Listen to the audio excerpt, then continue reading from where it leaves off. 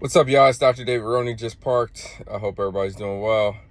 Um, Yesterday, I was playing around with a mortgage calculator because I have a big move coming up next year, and some of these rent prices are sort of crazy. I just wanted to keep track of the market. I do that early. If I know I'm going to move in the next year or 2 years, I try and get an eye, and I keep track of the trends in the market that I'm looking for because I want to know where the prices are headed. Right now, the prices are absolutely 100% fucking insane. They don't make sense, right? Like, there's some places that are $7,000 for rent, and they should not be worth $7,000 for rent. And I think people have taken this scarcity thing to the wrong level because there's stuff that hasn't been updated, that's not modern, yada yada, and they're trying to charge people these asinine rents for a very mediocre house. But anyway, so if I had to rent today, it would be a very difficult decision, right? Because either I have to pay that astronomical price or I go and get a mortgage.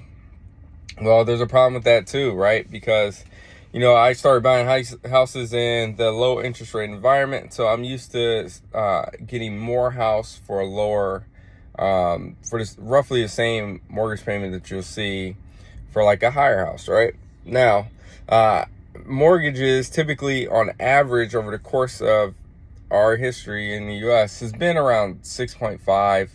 You can say anywhere from 6 to 7. So right now they're like back to the average. But for my generation, that's considered high. So what do? Right? So I was playing around with the mortgage calculator, and I was just looking at, hey, you know what? How much would a $550,000 house be for a mortgage? It's funny because my current house is worth more than that, pay more than that, and the mortgage for like a $550,000 house would be substantially higher than what I'm currently paying. And I'm like, that gives me pause. Not only that, I was doing it with a conventional mortgage where you're putting 20% down, right? And it's still higher, which is crazy to me.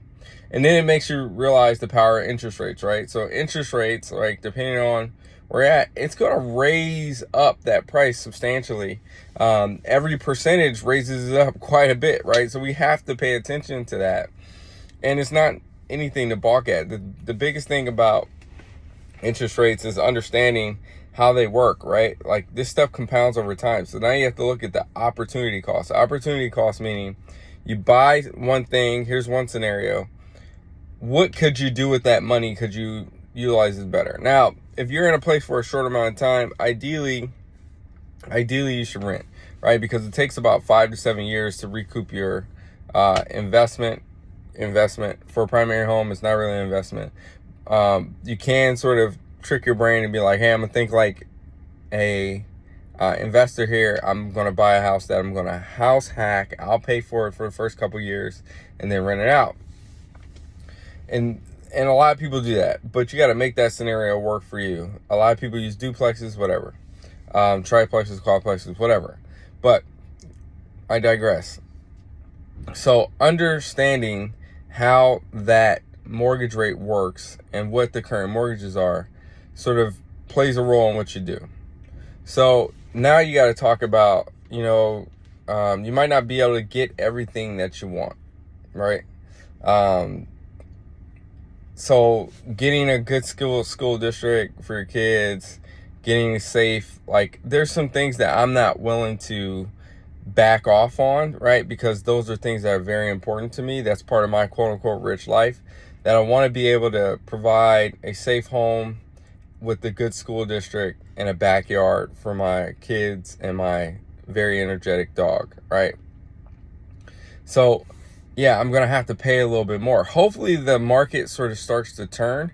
I don't think the mortgage rates are going to personally come down, right? I don't think they're going to come down as much as people think. I think we're going to remain in the 6 to 7s for a while. So in order to pay a lower amount, you need to come with a higher down payment, which at this point, I'm not willing to put a high down payment because I have low down payment options. But with that being said, in a high interest rate environment, it may not be the best thing. So to recap, like, I specifically look at a market early on. When you're buying a house, you have to pay attention to the interest rates, because the interest rates matter over the course of time. Most people don't keep their houses long, right? I think the average is somewhere between 7 to 10 years that people stay in a home. If you're planning on making it your forever home, great. But just know, if you're going to make it your forever home, maybe that is a situation where you actually want to put a pretty substantial down payment, because in retirement, a lot of people, majority of the bulk of their wealth is locked up in their primary home. If you know you're going to move, you have to think like an investor, okay?